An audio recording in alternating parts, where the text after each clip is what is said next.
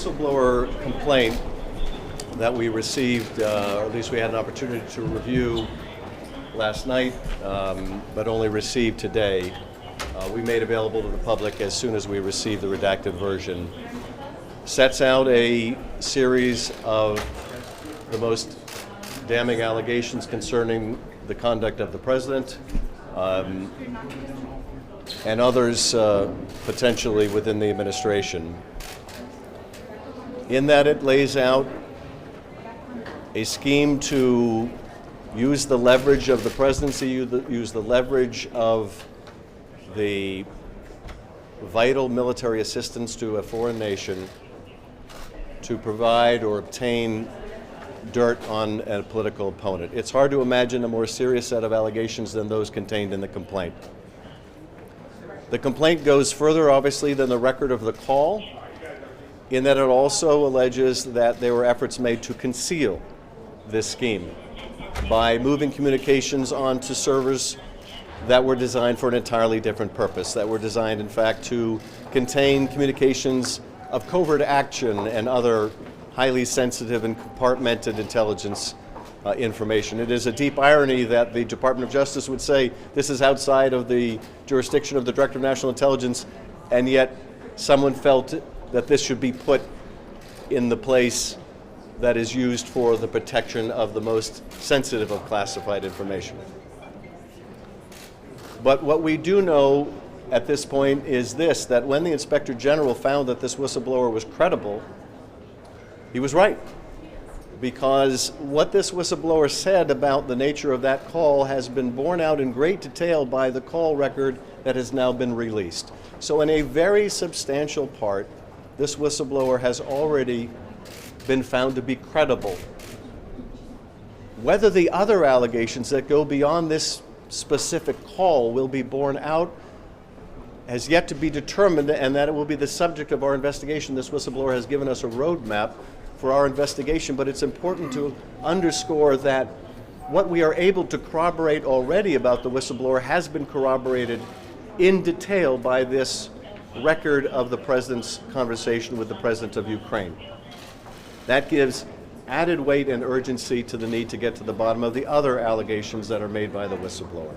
And once again, I want to express my profound gratitude to the whistleblower for coming forward. And I'm grateful for the director for coming to the committee, for not requiring us to use coercion. Now, yes, we provided a subpoena, but nonetheless, he came before our committee, and he came before the committee voluntarily. And while I believe that he has made the wrong decision in withholding the complaint, like my colleagues, I respect his service to the country.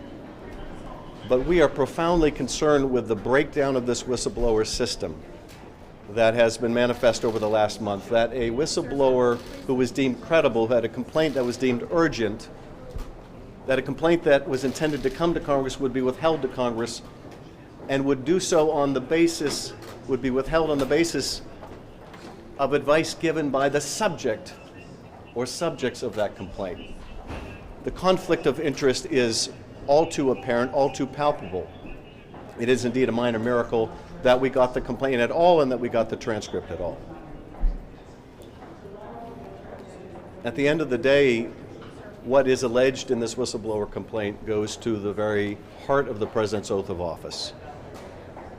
That he faithfully execute the laws of the country, that he defend the Constitution, and if, as alleged, if, as this record of call already indicates, the President was, instead of faithfully executing his office, was using that office as leverage to obtain dirt, to have another country manufacture dirt on his opponent, it is hard to imagine a more fundamental abuse of that office. And so we are determined to get to the bottom of this, and I'm happy to respond to a couple of questions.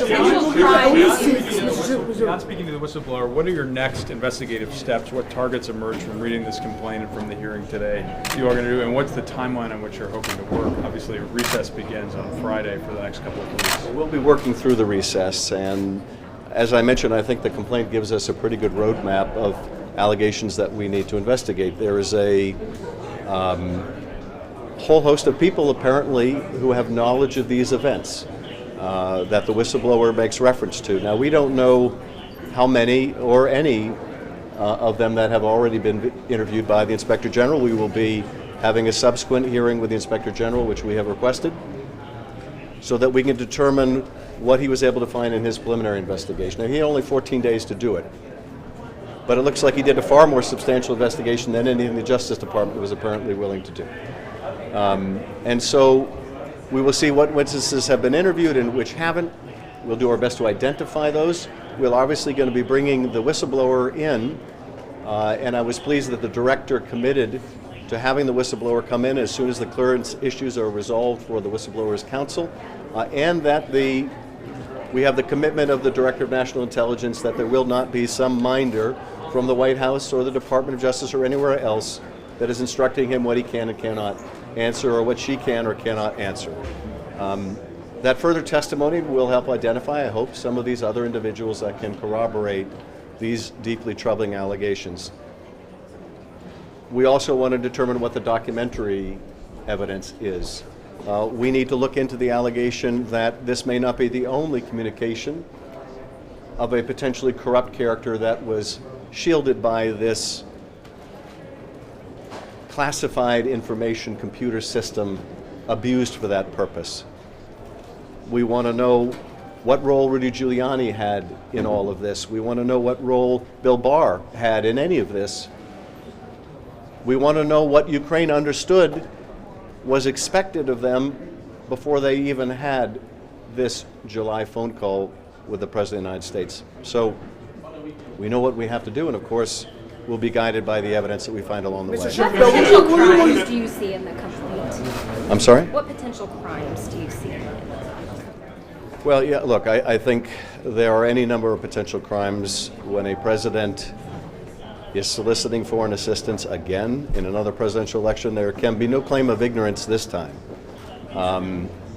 When a president is withholding authorized funding of Congress to use as leverage, if the president were involved in somehow extorting a foreign nation to dig up or manufacture dirt on his opponent, if there's an effort to cover up any of this conduct, there are innumerable potential offenses, but I have no confidence that this Justice Department, led by this Attorney General, will investigate anything except the President's adversaries, or claims that give fodder to the conspiracy theories which the President wishes to peddle, which indeed the President was peddling with President Zelensky.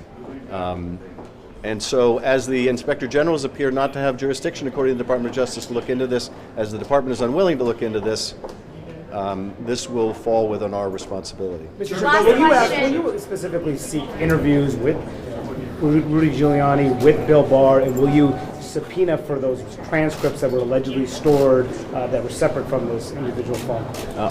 I'm not going to get into specific investigative steps at this point, but as I made clear in the questions I had for the director today, I think each and every one of these allegations, given their seriousness, given that no one is looking into this and no one has been apart from this committee for the last month, that these urgent matters need to be thoroughly investigated. Now, we're going to move as expeditiously as possible.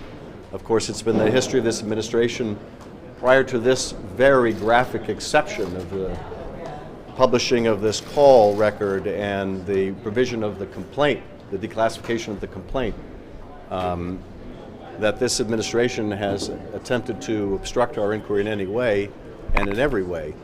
But we will be working to conduct this as swiftly as possible. Chairman Schiff. We're going to head back into this room. Okay. President Trump just tweeted about you, saying that you have zero credibility, another fantasy to hurt the Republican Party. How do you respond? Well, I'm always flattered when I'm attacked by someone of the president's character. Thank you. Do you believe that the DNI did discuss this case with the president? Back into the 2020 election. All right, guys, thank you.